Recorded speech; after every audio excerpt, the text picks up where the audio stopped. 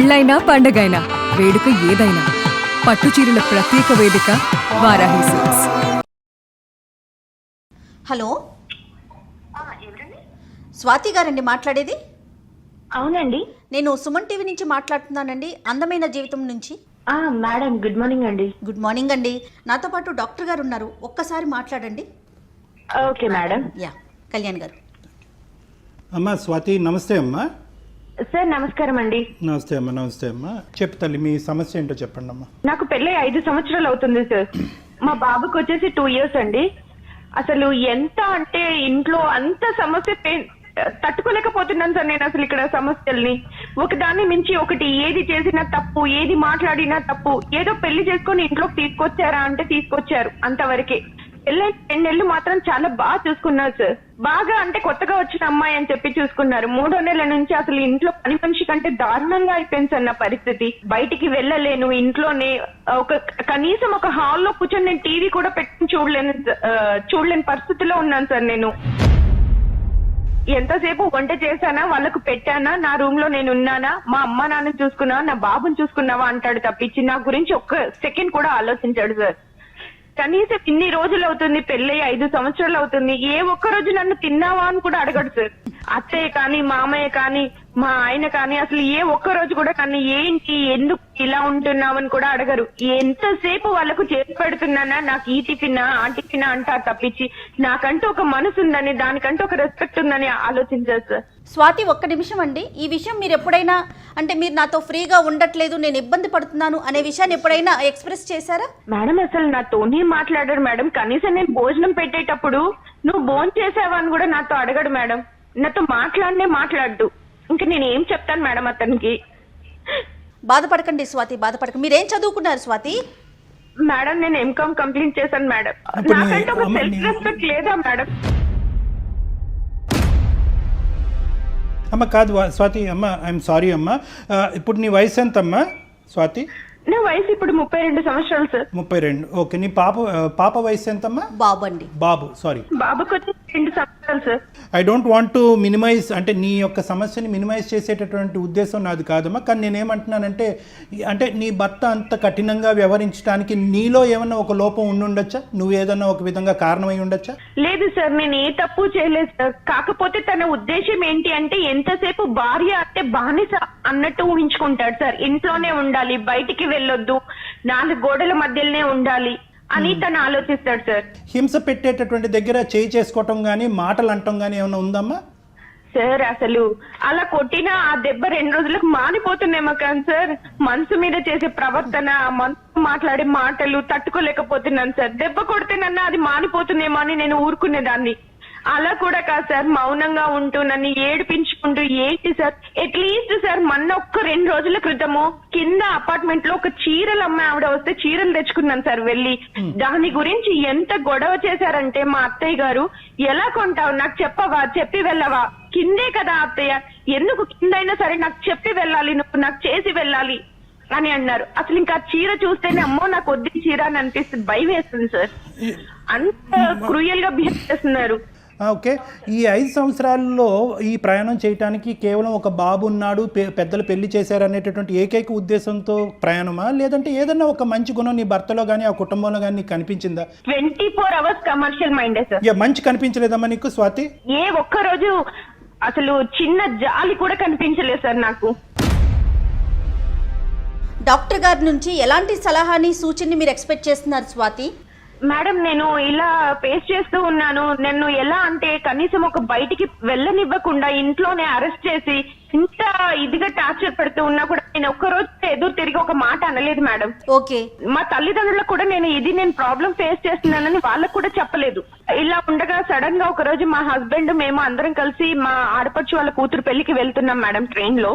Okay. నేను college చదువు రోజుల్లో మేడం డిగ్రీలో నాకు చాలా ప్రపోజల్స్ వచ్చాయి, బట్ నేను ఏ ఒకటి తీసుకోలేదు. నాకు ఎంతసేపు నా చదువు నాకు ఇంపార్టెంట్ అనే అనుకున్నాను.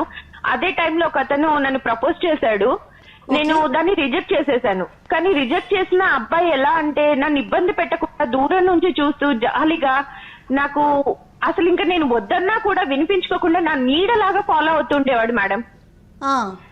కానీ నన్ను ఏ ఒక్కరోజు ఒక మాట అనలేదు, నా దగ్గరికి రావడానికి ప్రయత్నించలేదు నేను రిజెక్ట్ చేసిన తర్వాత. ఓకే. ఇలా సడన్ నాకు పెళ్లి అయిపోయింది, మా పేరెంట్స్ పెళ్లి అని అన్నారు. అబ్బాయి నచ్చిందా అంటే నేను మనసులో ఒక్కసారి అనుకున్నాను ఆ అబ్బాయిని చేసుకుంటే బాగుండేది, ఇతను ఎవరో తెలియకుండా ముక్కు ముఖం, కానీ ఆ అబ్బాయి మళ్ళీ నాకు ఇంకేం చెప్పలేదు కదా అని ఇప్పుడు మా అమ్మ వాళ్ళు చూసిన అబ్బాయినే నేను పెళ్లి చేసుకున్నాను మేడం. ఇలా ఉంటే సడన్ గా మా హస్బెండ్ తో పాటు నేను ఒక రోజు ట్రైన్ లో ఊరెళ్తూ ఉంటే అందరూ ఫోన్ చేశారు, పడుకున్నాము. నేను హ్యాండ్ వాష్ చేసుకోవడానికి వెళ్ళాను మేడం. సడన్ గా అబ్బాయి కనిపించాడు, నేను ప్రపోజ్ చేసిన అబ్బాయి నాకు కనిపించాడు. అసలు కనిపించగానే కాసేపు అలానే ఉండిపోయాను మేడం. నేను ఇంకా షాక్ లో ఉండిపోయాను, నాకేం మాటలు రావట్లేదు. ఓకే. ఎలా ఉన్నావు అని నన్ను అడిగితే అని ఏదో తల ఊపుతూ సమాధానం చెప్పాడు, అంతే తప్పించి ఇంకేం లేదు. ఎంతకాలం క్రితం అమ్మా ఇది స్వాతి? ఒక 2 months అవుతుంది సార్. రైట్. నాకు పెళ్ళయింది, ఒక బాబు అని అంటే తెలుసు అని అన్నాడు. మరి మీ వైఫ్ ఏది అని నేను అడిగాను. లేదు నేను పెళ్లి చేసుకోలేదు, నువ్వే నా జీవితం అని అనుకున్నాను, ఇంకా నీ స్థానంలో నేను ఇంకెవరిని ఊహించుకోలేను, నాకు నువ్వు తప్పించి ఇంకెవ్వరు వద్దు అని చెప్పి నేను ఇట్లానే ఉండిపోయాను అని అన్నాడు. అసలు ఇంకా నాకేం మాట్లాడాలో కూడా అర్థం కాలే మేడం తన మాట అన్నప్పుడు. అసలు ఏంటి ఒక అబ్బాయి నా కోసం ఇన్ని సంవత్సరాలు ఎదురు చూస్తూ ఉన్నాడా, నేను ఇంత బాధ పెట్టానా, ఏంటి నా వల్ల ఒకరు ఇంత బాధపడుతున్నారా, నేను పెళ్లి చేసుకున్నాను, నాకు బాబు, నేను సంతోషంగా ఉన్నాను కదా, నువ్వు చేసుకోలేదా అని అన్నాను. లేదు నేను చేసుకోలేదు, నేను ఇలానే ఉంటాను అని అన్నాడు. నేను నా మనసులో మనసు లేదు మేడం, ఇంకా క్షణం నేను ఎంత అంటే అంత నరకం అనుభవిస్తున్నాను మేడం. ఊరుకోండి బాధపడకపోతున్నా మేడం. అసలు ఇంట్లో పరిస్థితి ఇలా ఉంది, తను అలా కనిపించగానే నా మనసు ఒక్క క్షణము అరే నేను ఇతన్ని చేసుకుంటే సంతోషంగా ఉండేదాన్నేమో అనిపించింది. బాగా చూసుకో, దూరం నుంచి అయినా సరే ఎంత కేరింగ్ అంటే మేడం, నాకు ఫీవర్ వచ్చిందంటే ఎవరి చేతనో మెడిసిన్ పంపించేవాడు, అంత బాగా చూసుకున్నాడు మేడం నన్ను. మీకు మీ మీద అంత కేర్ చూపించారు కదా, అలాంటప్పుడు మీకు ఇంట్లో చెప్దాము ఇతనితో నా జీవితం బాగుంటుందేమో అని అనిపించలేదా ఆ రోజుల్లో? ఆ రోజుల్లో ఎంతసేపు నాకు చదువుకోవడము, మా నాన్న అమ్మ ఎలా చెప్తే నేను అలా వినేదాన్ని మేడం. వాళ్ళకి ఏది మంచి అనిపిస్తే అలా చేస్తారు, ఈ లవ్వులు ఇవన్నీ కరెక్ట్ కాదు అని అనిపించేది. ఈ 2 నెలలు బట్టి నీ మనసులో అతను మళ్ళీ మెదులుతున్నాడు అనేటటువంటి అంశం నీ భర్తకి ఏ కోసానన్నా అర్థమైందమ్మా? తెలిసిందా అతనికి ఏమన్నా నీకు పాస్ట్ లవరు? లేదు, తెలీదు. అసలు నన్ను ఏంటి అని కూడా పట్టించుకోడు సార్ తను అసలు. అంటే మనము ఈ సమస్యకు ఒక సొల్యూషన్ చెప్పే ముందు ఈ విషయం తెలిసే, అంటే ఇప్పుడు ఆల్రెడీ ఈ విధంగా ప్రవర్తించేటటువంటి ఈ భర్త ఈ విషయం తెలిస్తే కనుక ఇంకే విధంగా నిన్ను అంగీకరించడు అనే అంశం గురించి కూడా మనం మాట్లాడుకోవాలి. కాబట్టి ఈ అబ్బాయి నిన్ను ఇంతకుముందు ప్రేమించాడని కానీ ఈ అంశాలు ఏవి కూడా తెలీదు మీ భర్త గారికి. సార్ నేను అసలు అతను ప్రేమించకపోయినా నేను అసలు ఈయనతోని ఉండలేను సార్. నా బాబుని తీసుకుని బయటికి వెళ్ళిపోయి నా కాళ్ళ మీద నేను బతకాలనుకుంటున్నాను సార్. ఇలాంటి జీవితం నాకు వద్దు సార్. ఉన్నదే ఒక్క జీవితం, ఆ జీవితం కూడా సంతోషం లేకుండా 5 సంవత్సరాల టైం నేను వృధా చేస్తున్నాను. ఇంకా ఎందుకు సార్ నాకు ఇలాంటి హస్బెండ్ అవసరమా సార్? స్వాతి, అతను కనిపించకపోయినా మీ ఆలోచన ఇదే విధంగా ఉండేదంటారా? Yes madam, yes. నేను ఇంకా అదే డిసిషన్ కి వచ్చేసాను మేడం. నేను తింటూ ఉండలేను, నా బాబు తీసుకొని నేను బయటికి వెళ్ళిపోయి నేను ఏదో జాబ్ చేసుకుంటే నా అబ్బాయి కోసమే నేను బతుకుతాను మేడం. ఇంకా తను వద్దు, నా వల్ల అవ్వట్లేదు మేడం ఇంకా భరించడం. మీ ఎక్స్ లవర్ అతని పేరేంటమ్మా? అబ్బాయి పేరు Anand sir. Anand. Okay, clear కట్గా జయ మేడంకి ఇప్పుడు ఒక మాట చెప్పావు, ఇతను పరిచయం అవ్వకపోయినా కూడా నేను ఈ మ్యారేజ్లోంచి బయటకు వచ్చేసి నా కాళ్ళ మీద నా కొడుకుతో పాటు ఉండేదాన్ని అనేటటువంటి మాట మీరు చెప్తున్నారు కదమ్మా? అది ఎప్పుడు జరుగుండేది? ఇప్పుడు ఇమీడియట్గా జరుగుండేదా? ఒక 5 సంవత్సరాల తర్వాత జరుగుండేదా? ఒక 10 సంవత్సరాల తర్వాత జరుగుండేదా? ఆల్రెడీ ఈ ఆలోచన నువ్వు ట్రైన్ ఎక్కక ముందే వచ్చిందా, లేదంటే ట్రైన్ ఎక్కి దిగిన తర్వాత వచ్చిందా? సార్ నాకు ట్రైన్ ఎక్క ముందు నుంచి నేను ఇంకా వద్దు, నాకు తింటోని జీవితం వద్దు, నా వల్ల అవ్వట్లేదు, నేను ఏదో ఒకటి డిసైడ్ చేసుకొని నా బాబుని నేను తీసుకొని వెళ్ళిపోవాలి అని ఫిక్స్ అయిపోయాను సార్. రైట్ అమ్మా. ఇప్పుడు ఏంటి తల్లి, ఇప్పుడు నువ్వేం కోరుకుంటున్నావు? అంటే నీ మనసులో మెదులుతున్న ప్రశ్నలు ఏంటి? నేను తనతో ఉండాలి అనుకుంటున్నాను, అది కరెక్టా కాదా, ఏం చెయ్యాలి, నాకు అసలు నా సమస్య ఏంటి, నేను ఏమైపోతున్నానని కూడా నాకు అర్థం అవ్వట్లేదు సార్. ఏదో ఒక సొల్యూషన్ మీకు చెప్పండి, నేను చేసేది కరెక్టా కాదా, నాకు ఎలా ఉండాలి, ఏంటి, బయట ప్రపంచం ఇలా ఉంది. అంటే ఇక్కడ 3 ఇష్యూస్ నాకు క్లియర్ కట్గా కనిపిస్తున్నాయేమో. ఒకటి, ఇక్కడ నీ భర్త పెట్టేటటువంటి కష్టం వల్ల బయటపడుతున్నారా, ఆనంద్ కనిపించినటువంటి జ్ఞాపకాల వల్ల బయటపడుతున్నారా, లేదంటే ఆనంద్ ఇప్పటి వరకు పెళ్లి చేసుకోకుండా మీ గురించే వేచి ఉన్నందుకు ఆ ప్రేమను మళ్ళీ గుర్తుపడి అది జాలి కలగటం వల్ల మళ్ళీ అతనికి రీకనెక్ట్ అవుతున్నారు. ఈ 3 అంశాలమ్మా. This is the first aspect that we have to clear. ఎందుకంటే ఈ ఇష్యూలో మీరు ఇరుక్కుపోవటం వల్ల ఒక విధమైనటువంటి ఒక మానసిక ఒత్తిడిలోకి లోన్ అవటం వల్ల దీనికి శోభ అనుభవిస్తున్నాను సార్. అవునమ్మా, ఖచ్చితంగా తెలుస్తా ఉంది ఆ క్షోభ నువ్వు అనుభవిస్తున్నావు అని కానీ చెప్పి. డాక్టర్ గారు ఇక్కడ ఇంకొక విషయం కదా కళ్యాణ్ గారు, ఇప్పుడు అమ్మాయిని చూసినప్పుడు స్వాతి ఆనంద్ వాళ్ళ పరిచయం పెళ్లి కాకముందు ఇద్దరు సింగిల్ గా ఉన్నారు. కానీ ఇప్పుడు స్వాతి పరిస్థితి అది కాదు, తన చేతిలో ఒక బాబున్నాడు కదా.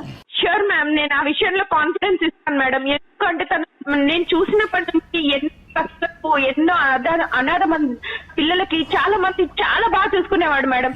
అలాంటిది నా బాబుని చూసుకోడా అన్న నమ్మకం నాలో ఉంది. జయ గారు చెప్పినట్టుగా నీ మీద ఉండేటటువంటి ప్రేమ నీ కొడుకు మీద చూపెట్టగలడా? ఈ ప్రశ్నకి తప్పకుండా వినండి స్వాతి, ఒక్కసారి వినండి. నీకు రానున్న రోజుల్లో వచ్చేటటువంటి ప్రశ్నలు, ఒకటి నిజంగా అప్పుడు ఉండేటటువంటి ప్రేమ ఇప్పుడు కూడా ఆనందంలో అదే పదిలంగా ఉందా అనేటటువంటిది ఒకటి. నెంబర్ 1, పెళ్లి కానటువంటి స్వాతిని పెళ్లి అయిన తర్వాత ఒక కొడుకుతో వచ్చినటువంటి స్వాతిని ఒకే విధంగా ఆనంద్ చూడగలదా అనేటటువంటిది రెండో ప్రశ్న. మూడో ప్రశ్న, నీ కన్న కొడుకుని ఇప్పటికీ నేను అడగలేదు, నీ భర్త నీ కన్న కొడుకుని ఎలా చూసుకుంటాడమ్మా అనేటటువంటి ప్రశ్న నేను అడగలేదు. ఎందుకంటే కేవలం ఇంతకు ముందు it is a decision that you have to take, but now you have to take a decision on behalf of your self. నీ గురించి, నీ కొడుకు గురించి, ఇద్దరు గురించి డెసిషన్ తీసుకోవాలి. రేపొద్దు నీ కొడుకు పెద్ద అయిన తర్వాత అమ్మా అది నాన్న ఇతను ఎవరు అని అడిగితే కనుక ఏమని సమాధానం చెప్తా?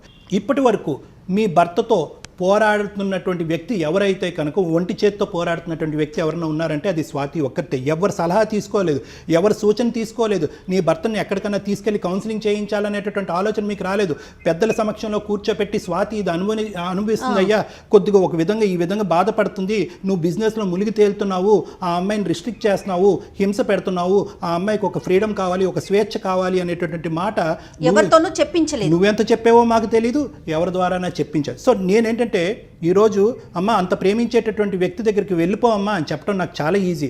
కానీ రానున్న జీవితంలో ఎదురయ్యేటటువంటి ప్రశ్నకి నువ్వు బదులు చెప్పుకుంటూ ఉండగలవా? ఆ మనోధైర్యం, ఆ గుండె ధైర్యం నీలో ఉందా? రేపొద్దున సమాజం అడిగేటటువంటి ప్రశ్నలు, నీ తోబుట్టువులు ఎవరైతే పెళ్లి కాని వాళ్ళు ఉన్నారో వాళ్ళు అడిగేటటువంటి ప్రశ్నలు, మీ తల్లిదండ్రులు అడిగేటటువంటి ప్రశ్నలకి సమాధానం చెప్పగలవా? ఒకప్పుడు ఆనంద్ ఇదివరకట్లా ఉండకపోతే కనుక ఆనంద్ను వదిలేసి ఎక్కడికి వెళ్తావు? సో ఇవన్నీ కూడా ఉండేటటువంటి సమస్యల మధ్య మై ఒపీనియన్, ఫస్ట్ ఆనంద్ కాదు 10 సంవత్సరాలు వెయిట్ చేసిన, ఆనంద్ 20 సంవత్సరాలు వెయిట్ చేసిన, ఆనంద్ దీనికంటే 10 రెట్లు ఎక్కువ ప్రేమించినా కూడా పెళ్ళి అయిన తర్వాత ఒక ఆడపిల్లకి కానీ ఒక మగాడి యొక్క జీవితంలో సమస్యకి పరిష్కారం భిన్నంగా ఉంటుంది. ఒకప్పుడు పెళ్లి కాలేదనుకోండి, ఇందాక జయ గారు చెప్పినట్టు సింపుల్ స్ట్రైట్ ఫార్వర్డ్, వెళ్ళి పెళ్లి చేసుకోండి, పెద్దలు డివోర్స్ ఇచ్చేస్తారు, అటు వెళ్ళి పెళ్లి చేసుకునే అవకాశం ఉంటుంది. కానీ ఇక్కడ ఒక్క నిమిషం తల్లి, ఒక్కటి option A, if you are asking me, ఈరోజు కఠినంగా అనిపించవచ్చు, క్లిష్టంగా అనిపించవచ్చు, బాధగా అనిపించవచ్చు.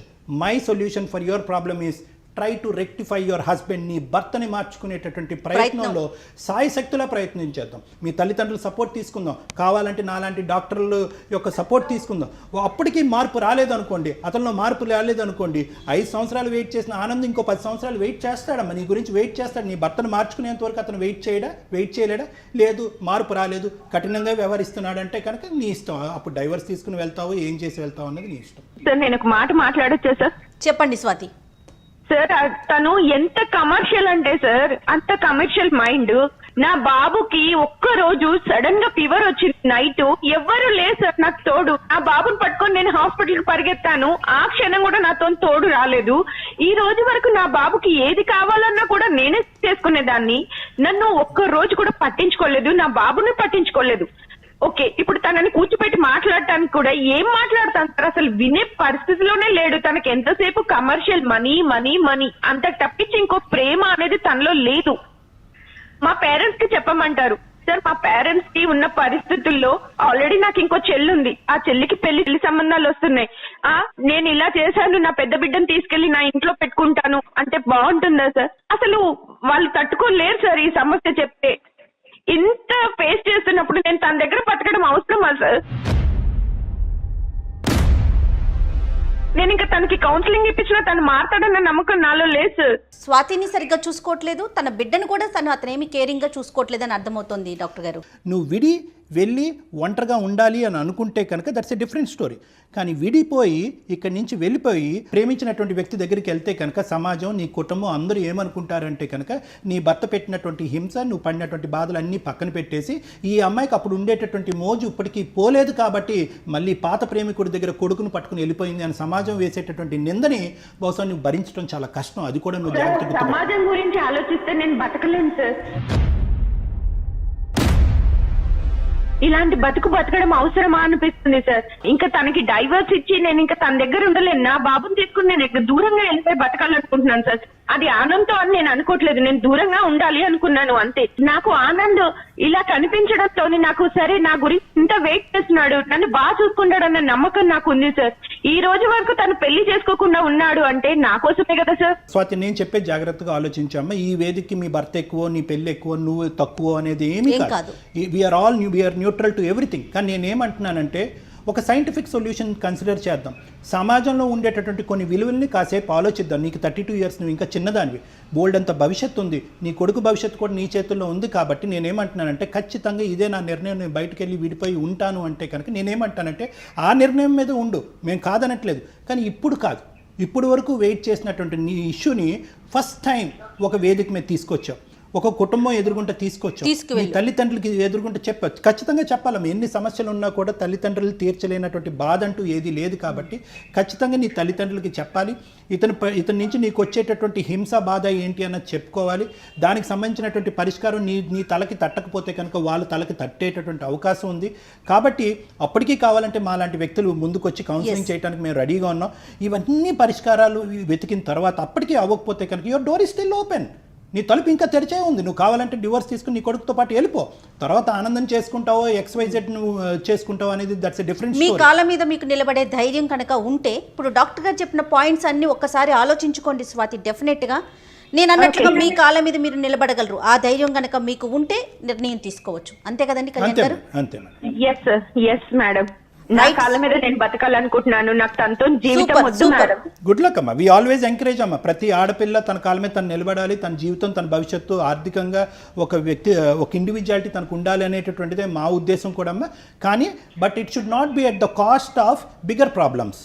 ఒక పెద్ద ప్రాబ్లంను కొని తెచ్చుకుంటూ నీ కాళ్ళ మీద నిలబట్టడం అనేది కాదు, రెండూ జరగాలి. కాబట్టి జాగ్రత్తగా ఆలోచించుకోమని, నీకు అవసరం ఉంటే కనుక మేము ఎప్పుడు రెడీగానే ఉన్నాం నీకు హెల్ప్ చేయడానికి. జీవితం చాలా అందమైంది స్వాతి, ఆ విషయాన్ని దృష్టిలో పెట్టుకోండి. అందమైన జీవితం వైపు అడుగులు వేయండి. Thank you so much ma'am. Thank you అమ్మా. గుడ్ లక్ అమ్మా. All the